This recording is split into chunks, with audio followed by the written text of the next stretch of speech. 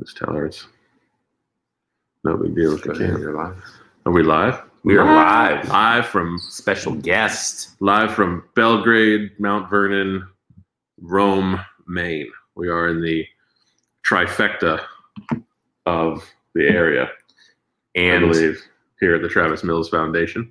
Warrior PATHH number 002, almost in the books. Right? It's day 5. Day 5 of the Travis Warrior Mills Foundation's second Warrior Second PATHH. Warrior PATHH. Amazing team. We have 6 amazing women out right now doing their songwriting.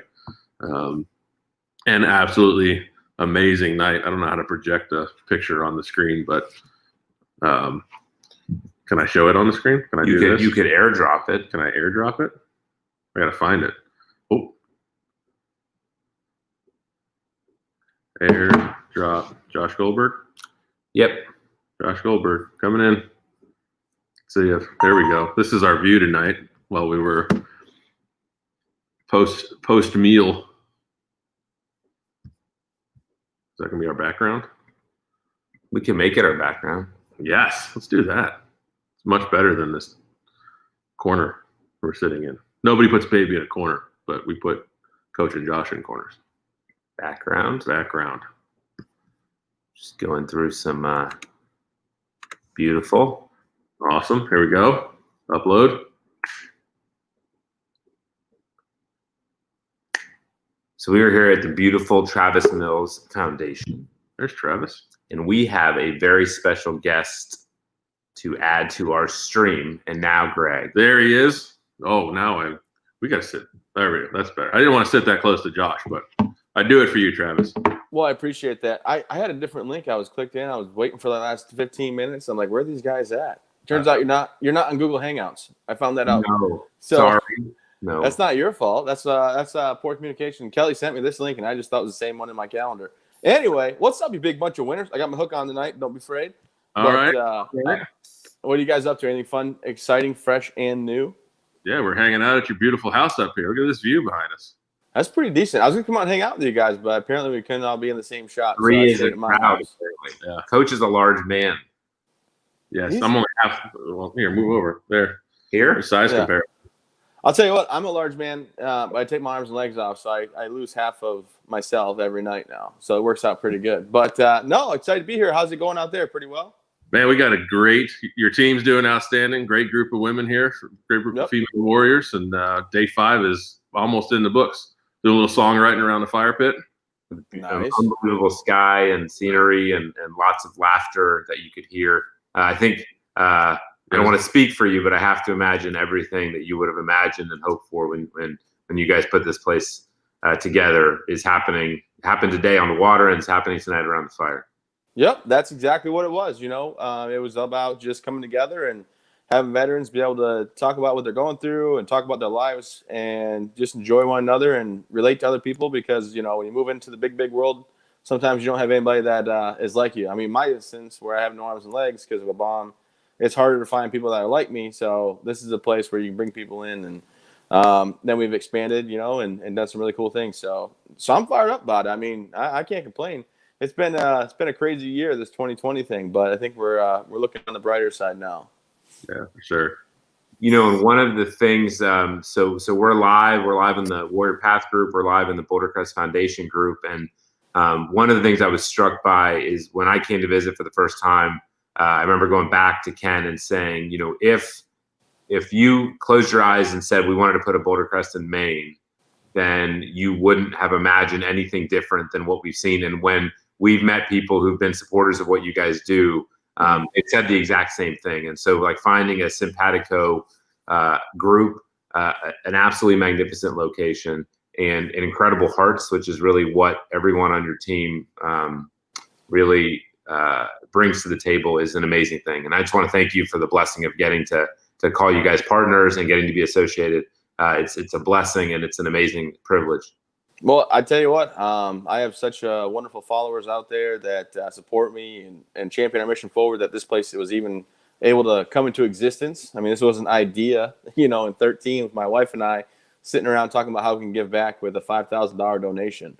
And it's grown into this magnificent retreat that we're excited for. And now we have the opportunity to branch out and have different umbrella projects. I didn't want to just have people asking about post-traumatic stress and me not have an answer what to do, and that I wasn't, helping with. I was just like, hey, check this program out, or go to this website, or go talk to these people. And this gives me a chance to say, hey, thanks to Boulder Crest Foundation and what they're doing with Warrior PATHH program, we're able to partner with them, and you can come to the foundation. You can, sign up for this 18-month course, and you can get yourself right, and it's pretty awesome, And you guys won't let me into the classes. I haven't went through the course or anything like that. And apparently, even though I own the place, I can't come out and be a part of it.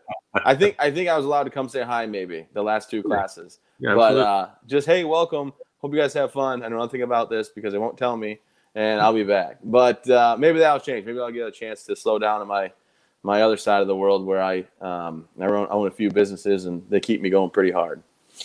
Yeah, man. And your team's pretty strict about the rules around here. Yeah, I know. And towards me. Well, Towards me. You trained them well. My name's on it. That's mine. Anyway, no, very thankful for my team. James is doing a bang-up job. You guys know Kelly. She's always been somebody I've depended on since the very beginning of this, the inception, because I stole her from Walter Reed. And then Chris came along with it, with her, and he's just done a remarkable job. And then we have Holly. I'm not sure if Holly's helping out with that. Yes, Holly. Yeah, she's incredible. Her family owns a store down the road. And for the first year, I wasn't allowed in there because I stole Holly away from them. And, no, I'm kidding. No, her parents have been just so supportive of all the families and all the service members that we bring up. And it's really cool thing to come together and kind of see it progress and grow. But anyways, look, I can ramble all day. I'll talk to you guys about, like today I went to New Hampshire and drove my car up Mount Washington, which is a crazy drive. I didn't drive. My dad and my wife took turns or whatever. But, I had that kind of day with the family, so it's kind of a down day because this weekend's going to be a crazy one at my marina. But I'm sure you guys are supposed to lead a horse to water, so I'm not going to steal any more talking time unless you tell me to. Well, we're happy to hear you talk, but I do want to take for those alumni and anybody that's watching that doesn't know you, just give us a quick overview. I'm always every time you tell the story about it was just a bad day at work and that mindset, more about the mindset. And being the mayor of Building 62, just kind of walk us through those days and the choice to say, hey, let's make something of this. Yeah, absolutely. A little bit of backstory. From Michigan originally, born in '87, joined the military after high school, and I got to tell you guys with this whole COVID thing, I'm not like in a studio right now. Like my son, I think, is coming downstairs. He's gonna go out and jump in the hot tub. Perfect. So if you hear my son walk by, he's 3. I'm sorry. But no. So I joined the Army. Went to the 82nd Airborne Division. I did 3 deployments, and on my 3rd deployment, I set my backpack down on the ground on patrol, and I put it on top of a bomb accidentally, like an idiot, and the bomb went off, and it took both arms, both legs, eventually. Yeah. So, like I said, just a rough day at work, case of the Mondays, and then after my surgeries and all that stuff, I ended up, back at Walter Reed after 7 days with no arms, no legs. And when I saw my wife the first time, I told her she should probably leave me and take everything we had, the house, the cars, money, whatever. And she's like, that's not how this works. We'll get through this together. And at the time, my daughter was 6 months old. So when I deployed, my daughter was 4 months old. And, every time I closed my eyes in the hospital bed, and I hope and I wish and pray this wasn't the situation I found myself in, I realized that it just wasn't ever going to change. Every time I opened my eyes, it was still the same. Right arm's gone. Left arm's gone. Both legs, at the knee are gone. So I just kind of had to make the decision to figure life out because my daughter was the happiest point of my day, and I'm a little bit embarrassed because I've only talked to my mother sternly one time.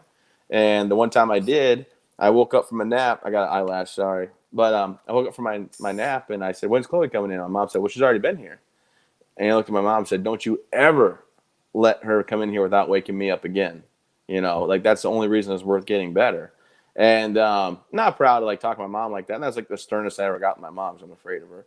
But my daughter was everything to me. And then I learned very, very quickly in my recovery that you can't just, dwell in the past because you're never going to change it. So I just reminisced what I had, right? 25. I woke up my 25th birthday for my 4-day medical sedation. So I had 25 great years with arms and legs. And then, I had to find a way to just push forward. And it boiled down to, I'm still here. You know, my wife's depending on me. My daughter's depending on me. I have guys that unfortunately I've had to bury, and their loved ones don't get the chance to have them around anymore.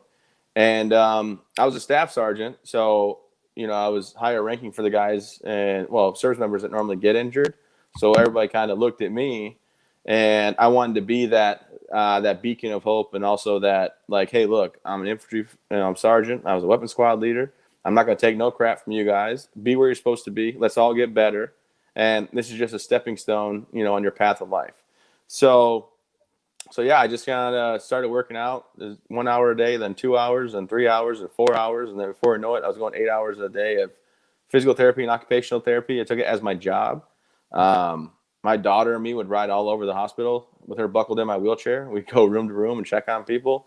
And I guess they call me the mayor of 62 because the Warrior the Warrior building or whatever is building 62 where all the guys lived. The service members lived, sorry. Infantry. I always say guys as general. I don't mean it just as guys. But where everybody lived at with their families, and we'd go room to room and check on people. And, you know, it gave me purpose too, though. Like, I tell people like I was there and people are like, oh, he was always there helping us and da-da-da. But it gave me a purpose in the sense of like I'm doing something productive. And, you know, I yelled at some squad leaders that were there in charge of some of the guys that were injured because I was the same rank. And they were kind of doing the wrong thing. So I stepped up and was like, hey, we're going to have a conversation. And then I remember one time this guy was like, well, who's this? And I'm like, well, this is Sergeant Mills. He goes, this is Staff Sergeant. I said, stop right there, Buttercup. I said, this is Staff Sergeant Mills. And I said, I'm going to be in your first sergeant's office. If I beat you, it'll be the worst day of your military career. If I beat you into that office. And I didn't. He beat me there. But when I got in there, he started to say something. And then I just went right back at him. And he found out, you know, that he works for the service member that's injured more than the person works for him. And he has to understand the situation. And if he doesn't or can't do it, he needs to leave. So anyway, that's the kind of rambling on about just kind of being able to take care of people. And, you know, I learned also in life lesson that I live by is you can't always control your situation, but you can always control your attitude. And that really stuck with me because when I was trying to learn how to walk, it was very painful. It did not come quick or easy. Within, you know, 7 weeks and 4 days, I had my short legs on, my first set of legs the first time. And I was so fired up, I walked 3 laps that day. They said, hey, you probably walk 1 lap. We don't want to overdo it. So I walked 3 laps that day. And my dad missed it because he was like, you know, he was at some other appointment. He got diverticulitis, had to get a colostomy bag. He was so dehydrated when I got injured that he hurt himself. But it's cool. Like he had a room down from mine. You know, he would come walk down with his IV pole down the hall to come see me and stuff like that. But anyways, the next day after I walked, I said, I'm gonna walk 5 laps today, Dad. And I went to walk and I got halfway around the track and my legs seized up, cramped up. I fell over and my body wouldn't let me move. I could not move any forward. I felt like I just let everybody down. So a couple of days like that, and then I had to realize, you know what? You can't let the situation dictate your attitude because it's going to get better. Stay positive. And for me, you know, I wake up now and I don't have arms and legs, right? That's my situation. I jump out of my bed into my wheelchair. I take my arm, which is on a charger. I put my arm on and I go, you know, and go downstairs. Not stairs. I have an elevator in my house, to be honest with you. But I go down to the kitchen. I make coffee. I get my wife's coffee ready. I make my son his milk. Feed the dogs. My daughter comes down, and me and her hang out until my son comes down. My wife comes down, and I go about my day. And I've been very successful because I'm stubborn. People sometimes think stubbornness is a negative, and truth be told, in some situations it definitely can be. But for mine, I'm not gonna let this defeat me or this beat me or this overcome me, because I can walk, I can drive, I can feed myself, I can do anything I want to do, and it's, you know, quite frankly, it's a get out of jail free card. When I get pulled over, I'm like, oh, officer, my foot got stuck. I'm so sorry, I couldn't feel it. And they just let me off. You know what I'm saying? Because I have no arms and legs. They feel bad. Sympathy card, boom. Toast of dynamite. But you mentioned 3 things, and there are 3 things that we talk heavily about and consistently about at Warrior PATHH, and the students here this week have heard it day in and day out.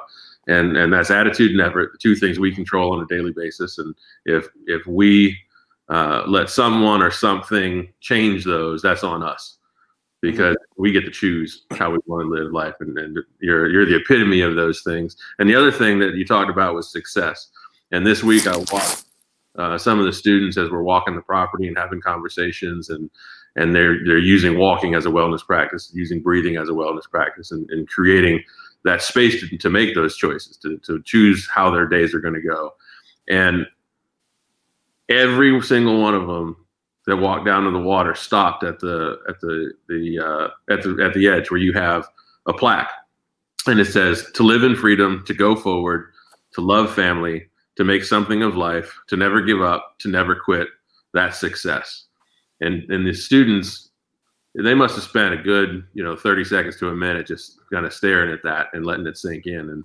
And it's a testament to your work, to your attitude, to your effort, to the beautiful place it's been here, and all those that have decided we want to do better for us. And I'd like you, if you could, just talk about that, the aspect of never give up, never quit, and your definition of success. Yeah, absolutely. So for me, the never give up, never quit slogan that I use is on the back of my shoes that New Balance makes for me and things.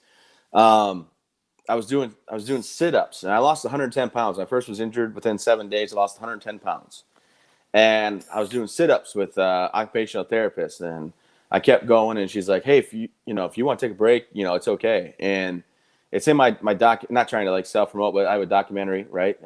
And it's I think it's on Fox Nation now, but it was on Netflix. But I said, I'm never going to quit. Like, and she said, that was a silly question, wasn't it? I said, yeah, it was. I said, so please don't ask for that or something. And I just kept doing sit-ups. And then it just kind of stuck with me of never give up, never quit, because, I'll fall, and I'll do things where I'll break something, or it won't be the easiest the first time or the second time or the third time, but I'll keep trying. And for me, success, when I measure success, it's kind of the same as I used to, right? Am I a good husband? Am I a good father? Am I doing everything I can to make my kids and my family's life better? Am I a good neighbor and friend? Am I that guy that people are going to call on if they have a problem? Like when they pop their tire, are they going to call me to change the tire? No. But are they going to call me for a ride to go get the tire, replaced? Absolutely. And, I can say success is also money driven, but that's a horrible answer. But I'm very successful when it comes to that too, with my speaking, my marina insurance company, and I have a rental company as well. So, it's just different levels of success and how you want to look at it. I'm not saying you gotta be the richest person in the room and never let money change you. Not to say I have a lot of money, but I wear the same style of basketball shorts and the same Under Armour shirts every day, regardless of if I make a lot of money or a little bit of money. But when it comes to success, I mean, you have to gauge in life what's going to make you happy. And I know that sounds kind of corny, but for me, watching my kids be able to jump on the trampoline with me and play and do things like that, like that's success, right? Like I'm a guy with no arms, no legs. How am I getting a trampoline? And now we're on the trampoline, wrestling around, playing tag and soccer and things like that. I don't know. There's different levels of success.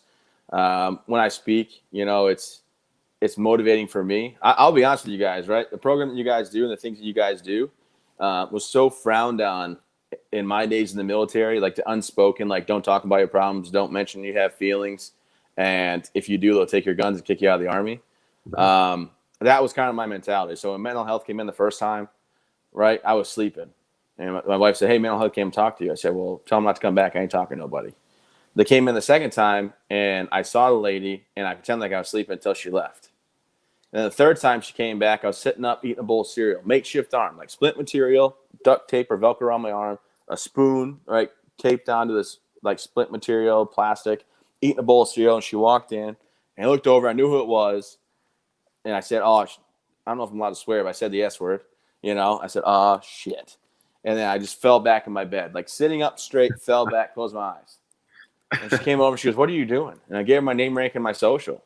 And she's like, well, I don't get it. I gave her my name, rank, and social again. And she's like, what are you doing? I said, that's all you tell the enemy. So take it and leave it or just leave. I don't care. I know I told you not to come back. And I don't want to talk to you. I'm not going to talk to you. And guys, that's the end of my mental health like discussion. And then I went to a social worker that the Army makes you go to, and she would try to poke and prod. And I was just like, look, I'll talk football with you. Like, you're a Green Bay Packers fan. I'm a Lions fan. There's a rivalry. I said, but I'm not going to talk about anything else with you. And about the third session, she found out like his dude's just not going to do it. So for me, my therapy comes from like getting on stage and speaking or giving back and helping. Is it the right way? No, I don't recommend that to literally anybody.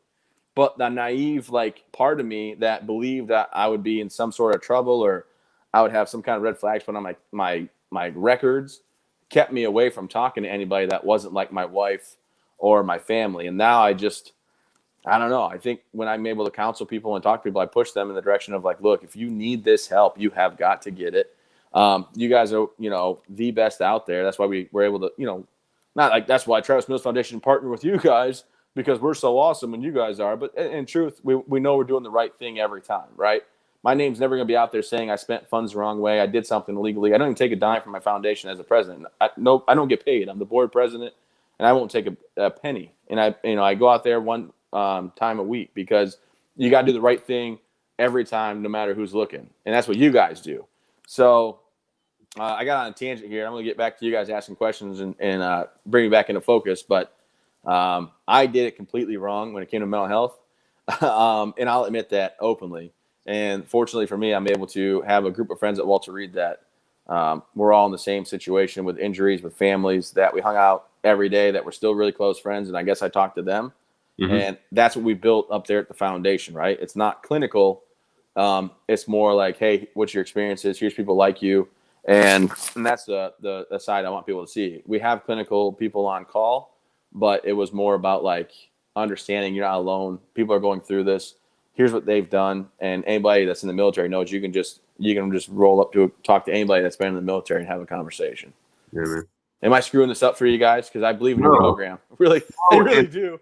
Well, right. And I think, at the core of how Warrior PATHH came to be is, this recognition that there was a real issue as it related to mental health and the sort of warrior community, which was for most people, the system was inaccessible and they would not access it for lots of reasons. One, because there's massive cultural reasons. There's real life job reasons, right? Like if you raise your hand and say I have a problem, there's a good chance you're going to lose the one thing you hold most dear, which is your opportunity to serve in the military with the people you love.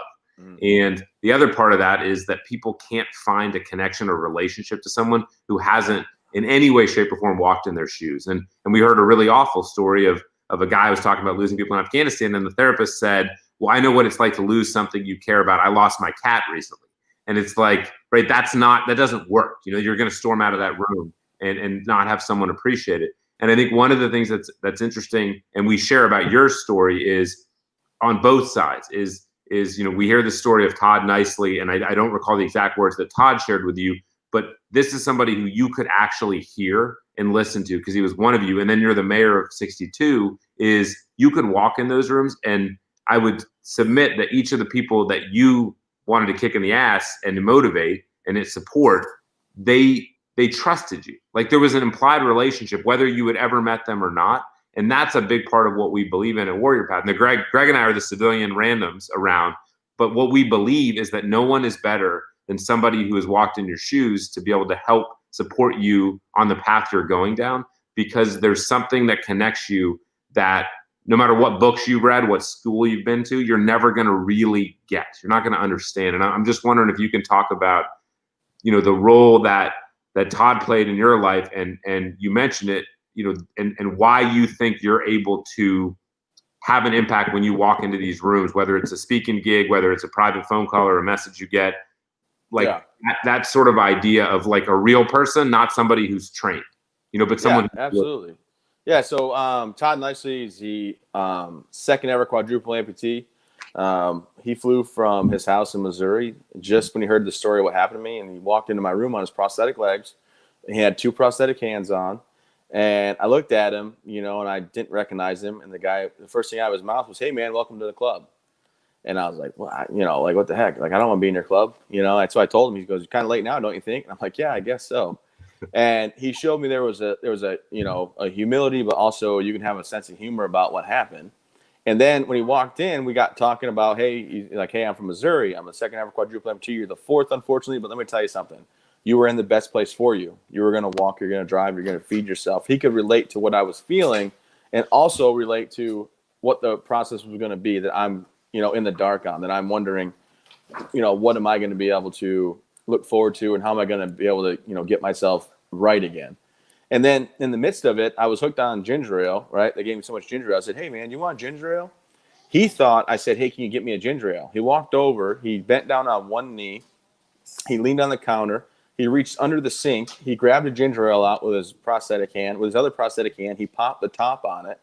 He walked over and handed it to me. He said, hey, here you go. I said, no, I was asking how, and I quit I was going to ask, I was asking him, I said, no, I was asking if you wanted one, but I quit my sentence early. I said, how did you do that? He's like, man, I'm telling you, you're going to be just fine.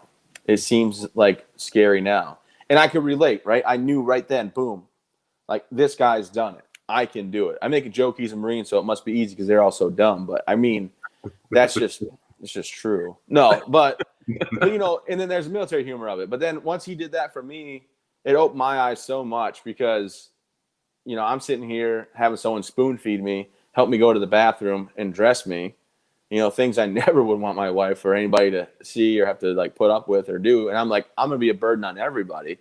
And then there's a ray of light like, no, man, you're going to be fine.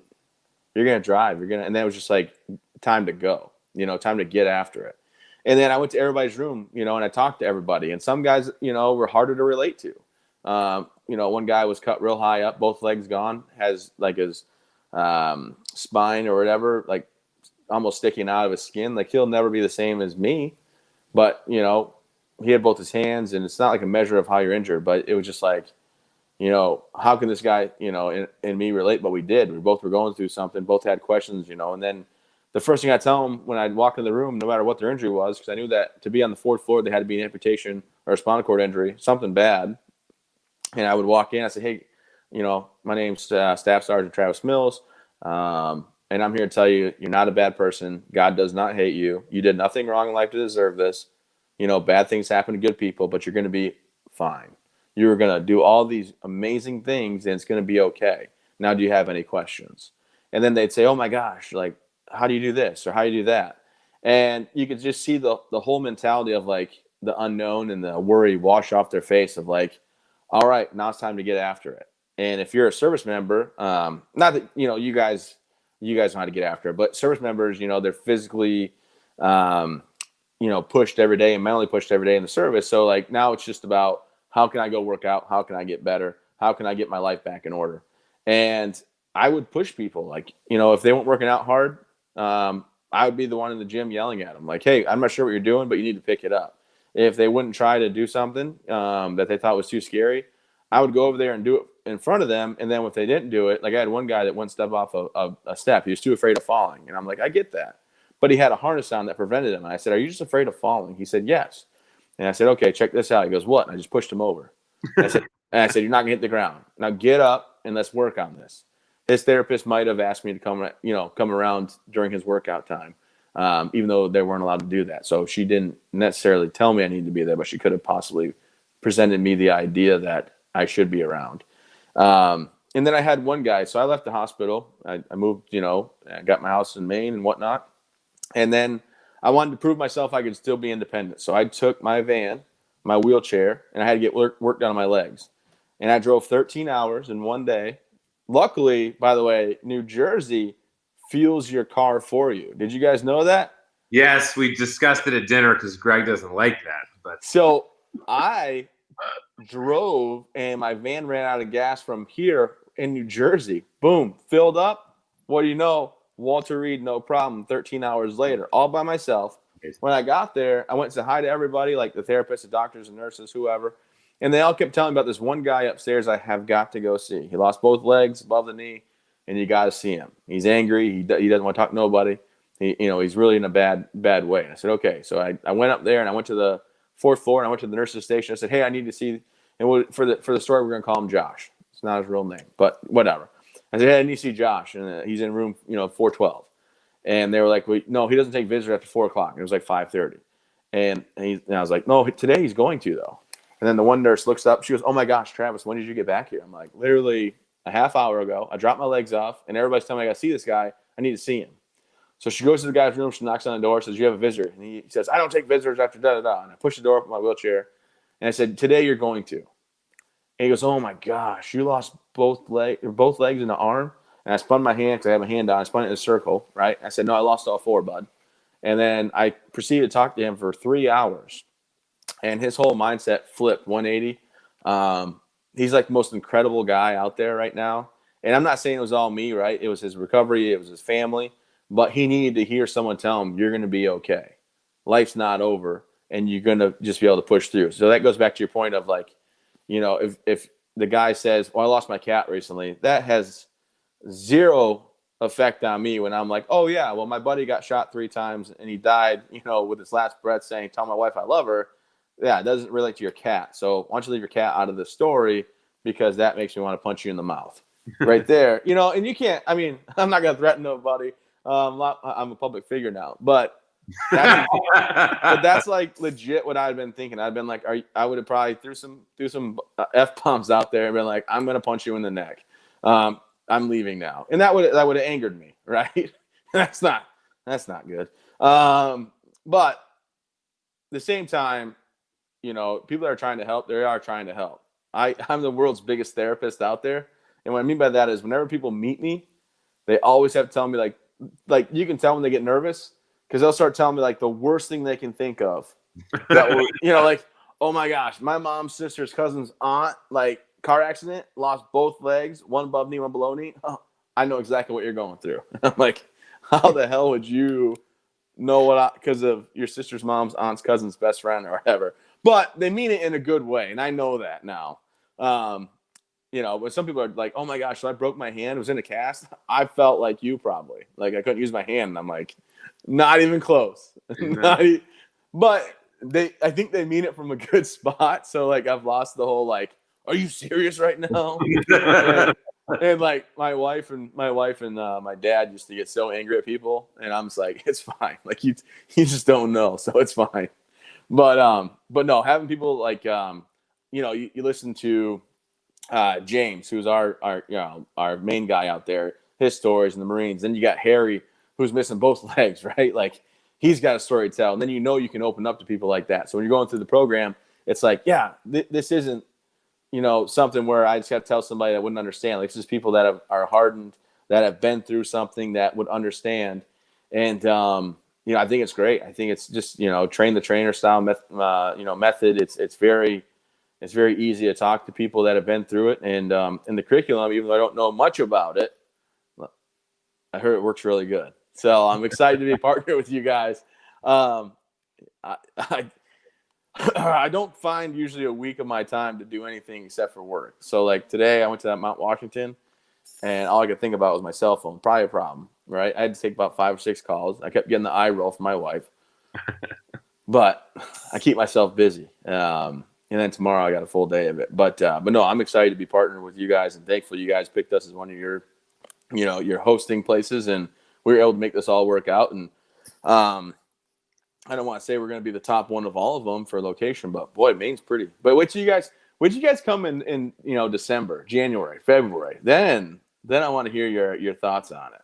Yeah, we got to go ice fishing. That's definitely something that we'd want to try, is the ice fishing. Yeah, so I have a question for you. I mean, and this I don't know if you think about this or if it's a silly question, and I think, you know, Ken, who I think I'm pretty sure you met Ken on a couple of occasions. It's like, you know, I look at you and it's like, you know, there's a lot of things you could do with your life, and you're very efficient. You do a lot of stuff. You've got kids, you have a wife, you have a family, and it's like the choice to the drive to like drive down to Walter Reed. And yeah, you got to get your legs sorted, but it's like, I'm gonna go do this. I'm gonna have this retreat and bring these families here. It's like, where does that come from, right? Because you definitely could have just said like, this thing happened, I'm gonna figure this shit out, and I'm gonna go pursue all of these things. But there's this need to say like, I have to help other people. Like this drive that is really what, in many respects, in my view, differentiates civilians from your community. Is there's some part of you that like is wired to say like, I have to help other people. And I don't know if you think about it, but I just curious, like what is that? Well, I mean, I've always been a part of a team, you know, ever since I can remember, and the team aspect and things like that, you know, baseball, basketball, football, I think I started playing football and everything in like third grade, like contact football. So the team aspect of it all, and then the military, the brotherhood, the like people that literally have your back, that will jump on a grenade, if they have to save you, and just the outreach that I've received through my story, right? Like Fox News covered my story in the beginning, then they keep doing follow up. So like I have a lot of people out there that email in about like, oh my gosh, I was battling cancer, and your story gave me the drive to keep pushing forward. I had this horrible bike accident, and my foot, had to go to like a year and a half of physical therapy. But I kept saying, never give up, never quit. If Travis Mills can do it, so can I. And I think that's just resonated with me. Like I enjoy the feedback. I like helping people. I think back in the day, like in high school or in the military, they make you like kind of cocky, 10-foot tall and bulletproof. Now I want to be like on the more humble side of it, when people give me praise, I was like, hey, you know what though? It's everybody together, because it's not just me. And I realized that it's, the therapist at Walter Reed that stuck it out and helped me walk. It's the occupational therapist that made me do Legos, even though I hate Legos, but now I got like the fine motor skills to like open and close and stuff like that. It was the doctors that, worked on me with the nurses for 14 hours when I was first injured, like 14 hours straight. 9 doctors, 7 nurses, right? 2 nurses for 9 hours pumping air out of my lungs.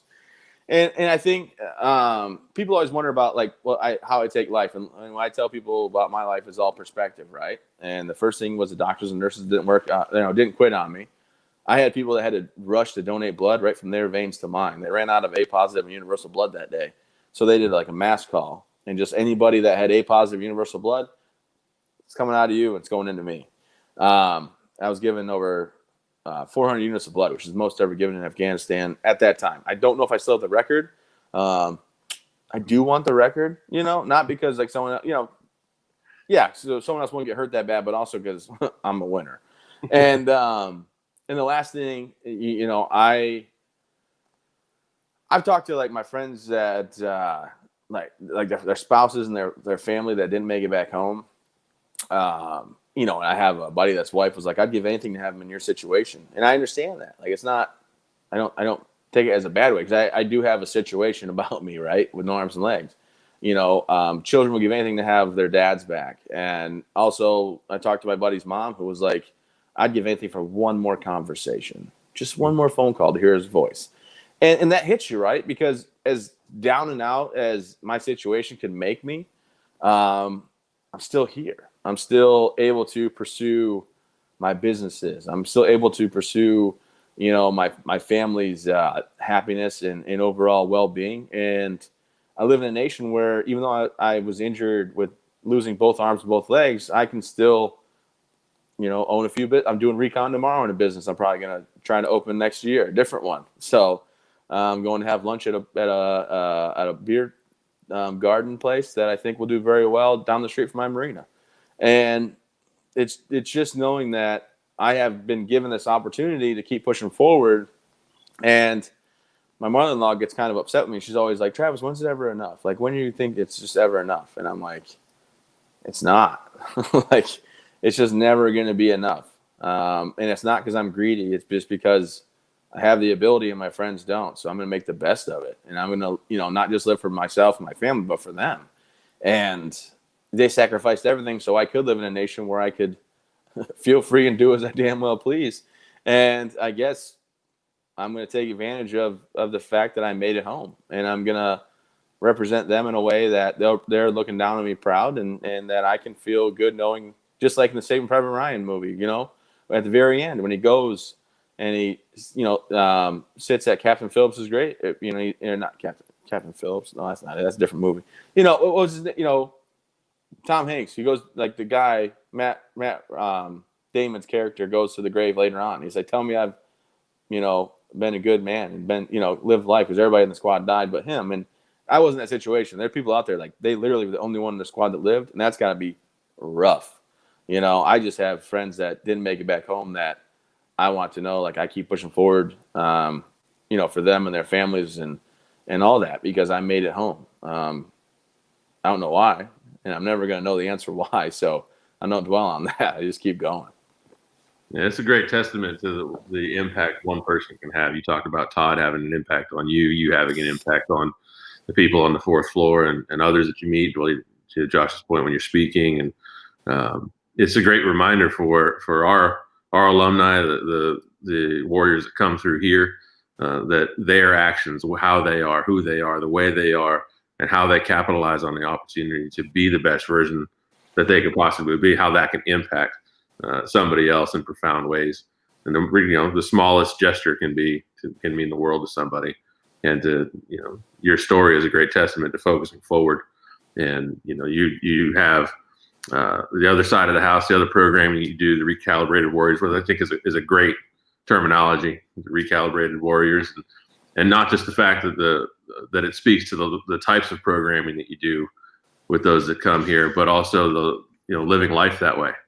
You're a recalibration of your skill sets of how you are and who you are, giving you the opportunity to live the life you deserve to live, that you want to live, that your family deserves to have alongside you.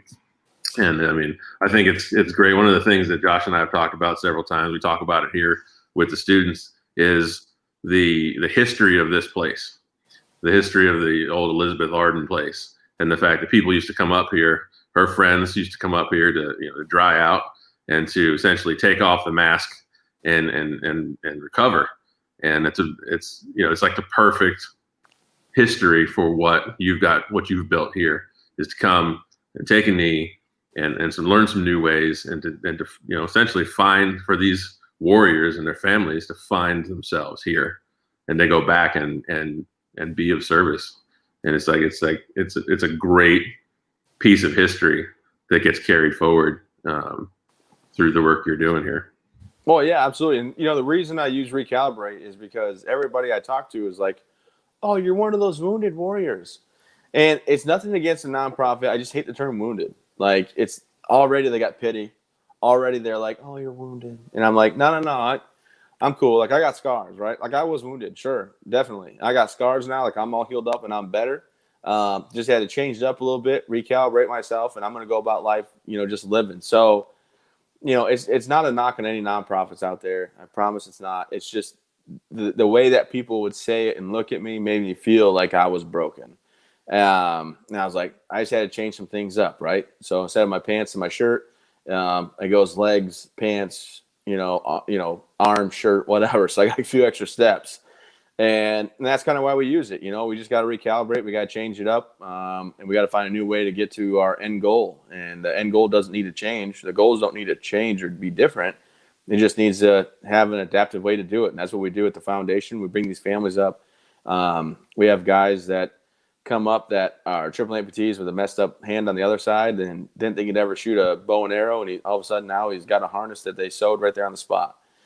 We have spouses that say their service member hasn't acted like this since before their deployment, right? They haven't seen his behavior so positive and upbeat and happy and back to normal since before his deployment 4 years prior.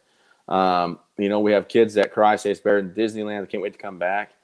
And it's all about a healing, but with a non-clinical setting. And what I'm excited about, and I think we've talked about this, I hope you guys know about this, but because we only deal with physical injuries for the family aspect of it, once someone completes this course, right, the 18-month course with us, we want to, honor their dedication for sticking with it, for getting past the hard stuff and coming out the other side. And we want to bring those families in as well, like have 2 or 3 or 4, whatever weeks, dedicated to PATHH families, and say, hey, come on up, celebrate, you did it.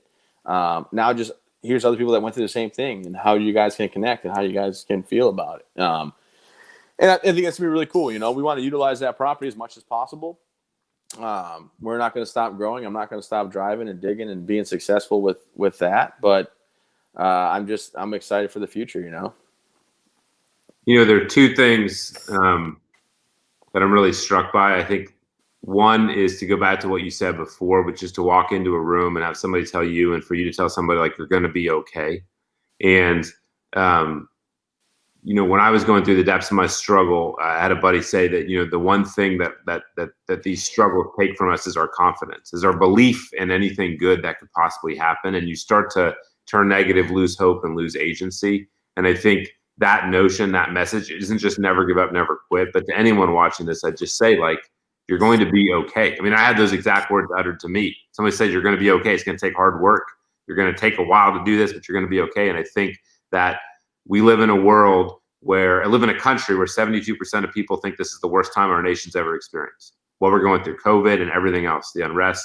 And 40% of people are totally hopeless. They don't believe that like anything good is possible. Maybe they lost their job, they lost people in their family to COVID, and they have no sense. And I think that one of the things that's remarkable about you, and you talk about Fox News, and I want you to share a little bit more about the book and the documentary, is, you know, you go through this and you're impacting like millions of people, and you're impacting people in these concentric circles of you're impacting your family and your kids and providing for them and loving them, and you're providing a place where I see it on the volunteers. And we just got a comment from one of the volunteers. You see it on the face of, you've created a place, you and your wife and your family, where people get to come and do really meaningful things for other people they care about, where people can work at a place where they get to go home at night and smile when they go to bed. And it's like all of these things, this amazing chain reaction of all these things happening. And I don't mean to like, you know, puff you up and give you a big head and stuff. It's just, it's an amazing thing to think about. You know, you start with, I don't want to be in your club. And then you come to now and you look, and it's like the chain reaction of effects that you've had on the lives of many people you will never meet, you will never know. And lots of people who will send you emails. It's staggering. It really is staggering. And I just want to tell you, I mean, I admire you deeply for that. And the fact that you, like, you know, one of the things Ken was told when he started to become successful in business was the best philanthropy is to create jobs for people. Is to give people the opportunity to earn an honest living and have that dignity. And it's like, yeah, your mother-in-law might tell you to stop doing stuff, but you think about all of these things you're doing are giving people opportunities to work. That is a gift. That is a gift to be able to give people. And it's like, it just doesn't stop. And it boggles my mind, you know? I mean, it really does. And I just want to tell you that I think the world of that and your tireless attitude and your tireless energy, it's just profound. Like, it really is profound. It's contagious, and it's amazing to think of. Well, no, don't stop now. No, I'm kidding. No, I appreciate that. You know, we have like over 1,000 volunteers probably signed up to help, and people will take their whole vacation time from, like, say, Tennessee. They drive up, they get a hotel on them, and they come out and they volunteer for 5 days. And they're pulling weeds, they're taking trash out, they're weed whacking, they're mowing, they care, right? They want to give back. And it's like my story gets them interested, probably, like my story, but then they see the other families, they see the good that they're doing. And without our volunteers, we would have nothing, right? So being the face of it is awesome. You know, the headache, my mother-in-law doesn't want me to like stop being successful. I should have maybe rephrased that. She just doesn't want to. She's like, when's it gonna be enough? Because like I think I employ about 50 people total when it comes to my businesses and whatnot. Somewhere around 50, maybe a little more, but it doesn't matter. And you know, and that's great. I never thought about, like, I'm always grateful for my workers, and you know, I'm always really excited to see them and talk with them and see how their families are doing. But yeah, I think between both or three places, I employ about 50 people and give them, you know, hopefully meaningful work or something they enjoy. But in truth, you know, I enjoy it. If I didn't like it, I would quit. Just like with speaking, if I didn't like speaking, I wouldn't do it. And I think when I can give a message of hope, and I can find people in the crowd that, you know, you never know, like this person had cancer, this lady had, you know, a car accident, this person had a sister that, you know, had a horrible like accident or something like that, and like letting them like express what they had to go through and talking to them afterwards. And you know, everybody's got a story. We all got problems, right? My problems don't outweigh anybody's. Just because I have my arms and legs gone doesn't mean that what you're going through means less or is more, or is less, you know, means less or is less important to me or anybody out there.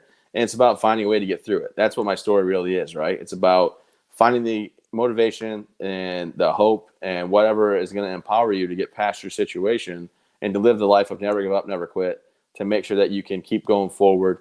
And I'll tell you, my volunteers, my staff, boy, they make me look real good. And I can't, you know, thank them enough. But I heard some pretty mean news the other day. I got to tell you guys, my new vice president of development and I don't know, this guy named Andrew, wonderful guy. we're grooming him for another position. He's a wonderful guy. He said, Travis, your story's great. I said, well, thank you. He said, everybody loves hearing about it. I said, yeah, man, that's awesome, right? He goes, yeah. And he goes, now it's getting tiring. I said, what? He said, we got to find some other families that we can highlight because everybody's heard your story. And as much as they love it, they need to know that people out there need to know you're helping other families too. And other families are just like you going through stuff and coming out the other side successful because of, the support that the Travis Mills Foundation is giving them. And I said, well, if it's not about me anymore, I'm not sure I want to do it. But in truth, I'm really excited that we're going to start highlighting some more families and hopefully highlight some PATHH program attendees if they're okay with it and you guys are okay with it and what Boulder Crest Foundation's doing. If you guys did want to check a book out, I heard this book called Tough As It Comes, pretty decent. If you like this voice speaking to you, I did do the audio on it. And it's funny because I couldn't even read. I mean, I missed a sign that said bomb right here in Afghanistan and then kablooey, right? So I learned how to read, and now I read the book on tape or on Audible. But it's a New York Times bestseller. Pretty proud of it. I don't lie in it. Just tells the whole story. But truthfully, the most important part's the author's note. First thing it's going to tell you is my problems don't outweigh anybody else's, like I said already. The second thing is I didn't serve any more than anybody else. I didn't fight harder. I did nothing more brave or heroic. If you raised your right arm, took the oath, and this goes out to first responders, the frontline workers, everybody, right? You went out there and, hey, something bad happened to me. I didn't see it coming, luckily, and it was over in a second. But, if you did serve, thanks for your service. Vietnam vets, welcome home. And then I have a documentary. It's called Travis, The Soldier Story. You can get on Apple or whatever, but it's on Fox Nation right now, being streaming. But we don't got to get into politics either. I try to stay away from politics with everybody. I got my views, you got yours, and guess what? We can still be friends. I do have one question, and it's been a question that hopefully will help Josh either come to peace with the answer, and sleep a little bit at night, or have a real reason to stay up. Boxers. I choose boxers over briefs every time. How do you feel? Better? No, I'm kidding. Sorry. I'm like eagerly awaiting what this is. He was told that there's a ghost in room 7, and it's been weighing on him. We ain't supposed to talk about it, but let me tell you something. If you guys, I don't know this, all right? The previous caretaker that used to work at the building, he said that he was mowing the grass one day and he looked up before we owned it, and there's a lady in white staring out of room 7. Are you guys in room 7 right now? Right so, now. Yeah, I can see the deer head. So you guys are in the by land room. And here's the thing. The lights will sometimes come on and off. Chris was sitting downstairs in the basement in the theater room. And Gabby, a service dog, this is at nighttime. He was watching TV. Gabby was watching something in the hallway go back and forth and like whining and wincing at it. Oh, yeah. And then if you're ever in there by yourself, let me tell you something. Apparently there's footsteps and people running up and down the hallway and large furniture getting moved. People screaming? No, nothing like that. They're good. They're good ghosts, I guess. I think she's proud of what we're doing. But now this one caregivers week, we had like caregiver mothers up there, and like the lights kept coming on, and they'd shut them off, and there's no way to turn them on without hitting the switch, and then on they go. So like, I just keep waking up with lipstick on every morning. It's very strange. That's Hey, wait, have you heard anything while you've been out there yet? I don't know. he mistook the heater for ghosts. I thought the heater. The baseboard's warming up. The baseboard's. I grew up as an indoor Jewish kid. I'm not used to the Northeast and some of the way things get handled and heated and things. And then there'd be noise. And while I was sleeping, it would be like there was someone screaming at me. And then I think it was just the heat. It might be in here, not up here. Well, I'm glad we're talking about it so you can really think about it tonight when the lights are off. Go to the theater room downstairs and just sit in the quiet in the dark and see what happens. I don't think she's mean ghost. We've had like over 200 families come out there. But everyone's got home. Well, except for the one. Well, I can't talk about that.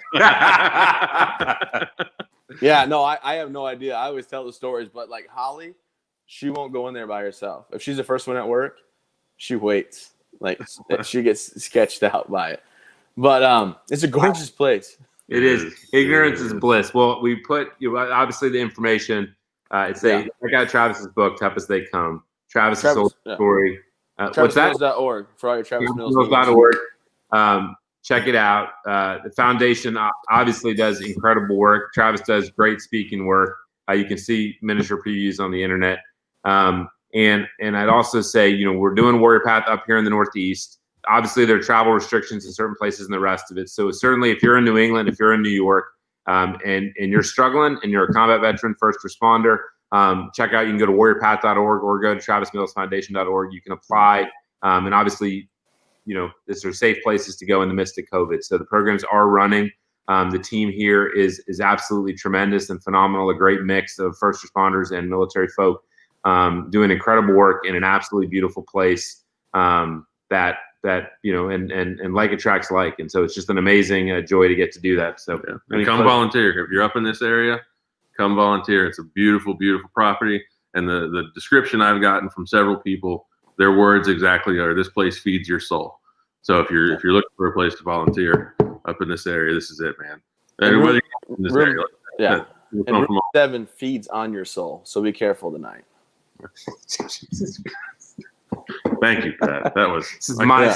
Thank you. All right, Travis. Well, thank you. We appreciate you, brother. Appreciate it. Good luck with the recon tomorrow. If you need somebody to help check out a beer garden, it's like a mystery shopper situation.